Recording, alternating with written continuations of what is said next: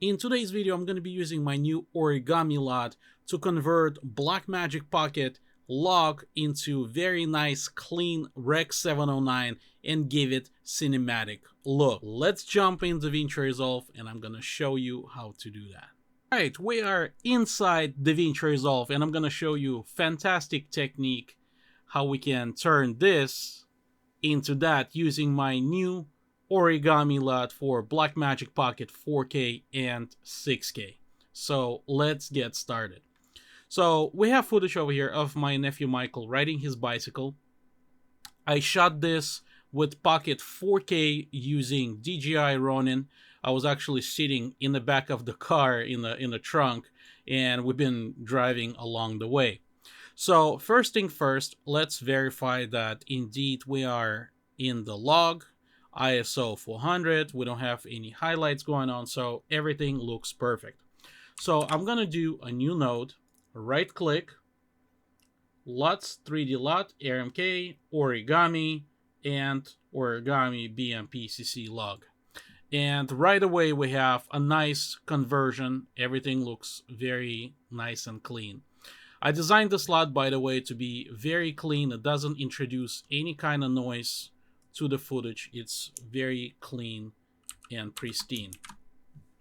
So this one I'm gonna label Origami LUT, and I'm gonna do a new node, and in this node I want to give it a little bit more feeling of the sunset. Even though we have a nice little highlight kind of going on over here, I want to add a little bit more. So this is a perfect frame to do that.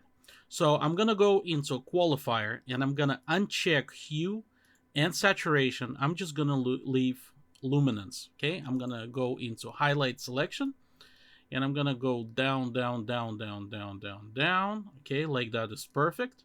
I'm going to introduce nice feather. Okay, that way we don't have any kind of crazy dancing noise going on. Okay, like that looks perfect.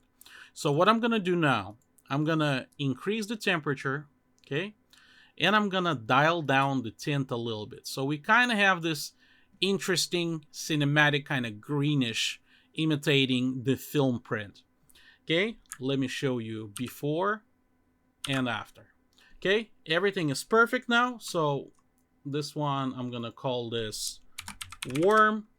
I'm going to do new node. And now I'm going to convert this into parallel. Alt-P. So now we're working with the parallel structure. So this one, I'm going to do balance really quick. Okay. And by the balance, the midtones a little bit warmer. I want to neutralize them a little bit. So in the primaries, I'm just going to dial it down just a tiny bit. So the skin have very nice little redness to it. Okay. Before and after, we can see that skin being preserved very, very well. Okay, and in this node, in the next following node, let's see really quick. Okay, looks perfect. Now I want to tackle the grass. I want to make sure that we have very nice cinematic picture. So I'm gonna turn on highlight again and click on the grass. So really quick, I want to make sure we don't have any skin, okay? I want to make sure that we don't have any kind of crazy saturated objects, okay, like this. Maybe a little bit more. Let's do clean, no, let's do better, clean black. Let's play it back to make sure we don't have any kind of crazy dancing noise going on. All right, looks very nice and clean. I'm going to do a little bit of blur.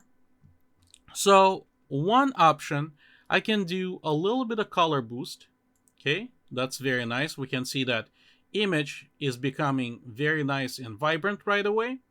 And then in the very same node, I'm going to go into curves, only leave Luma, and I'm going to drop down Luma of the grass a little bit. So I'm dropping down Luma basically in the green channel. So before and after, we can see that it added much more vibrant feel to it. So let me show you in full screen before and after. And if I'm going to zoom in into the image, we can see that it's still very clean. We don't have any kind of artifacts going on. So it's very nice, clean conversion. Okay, so what else I can do? I'm gonna do another node. And for this one, I want to do a little bit kind of a vignetting on the boy to make sure that we automatically focus on him. So it's very simple. Let's do a nice circular vignetting, kind of like this. I'm not even going to track this. Very, very sloppy. Okay. I want to dial it down just a bit and then flip it.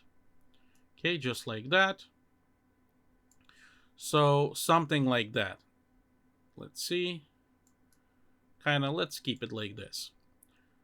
That way our eyes sort of have a center screen for focusing. All right, that looks really, really good. What else? Okay, I'm gonna do another node.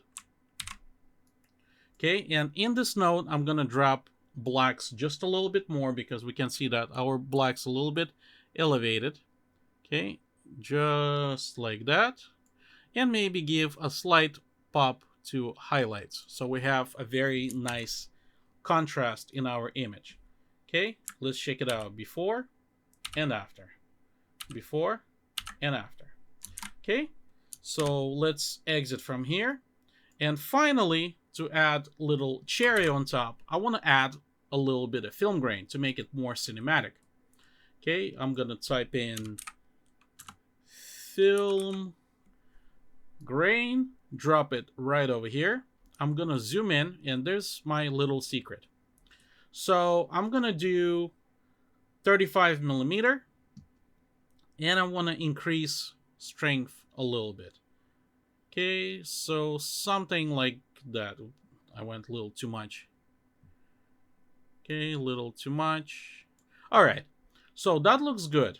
But now I'm going to go into node key, and using key output, I want to dial it down. So now we have clean skin, and I want to dial it down where we barely start seeing any kind of grain. Okay, so something like that is perfect. It gives a very nice cinematic feel. And again, even after conversion, we can see that our image is still very clean. We don't have any kind of chroma or anything. When I was developing this Origami LUT, I wanted to make sure that the skin and everything preserved very, very clean, so we don't introduce any kind of additional artifacts. Okay, and now to put cherry on top, or I should call it gravy, I'm gonna go into image scaling. Okay, I'm gonna uncheck this, and I'm gonna put 1716. And mismatch resolution files, I'm going to do scale full frame with crop. And then I'm going to click OK. And now we have very nice widescreen that looks very cinematic, like it's been shot with anamorphic, and it looks fantastic. So let's check it out. Everything we've done before and after. Looks very clean, like Ari Alexa, very cinematic. And now, to give illusion that he's going faster than he actually was. He wasn't going as fast as I wanted, but, you know, safety first and all that. My final node is going to be motion blur. Okay, and in the motion blur, we're going to go in this little tab over here. We're going to do motion blur better. We're going to leave this at medium, and I want to zoom in a little bit. And once we start increasing this, that's a little bit too much. Let's do like 23. As long as he remains the same and background a little bit different, that's where we're aiming. Okay, so really quick again, let me do full screen for you. Okay, before and after. So we kind of faking a little sensation of speed like this to make it look a little bit faster than what it is. So again, let's do before and our final image after. I hope you guys enjoyed this tutorial. Make sure to check out Origami LUT, link in the description below, and I'm gonna see you next time. Take care.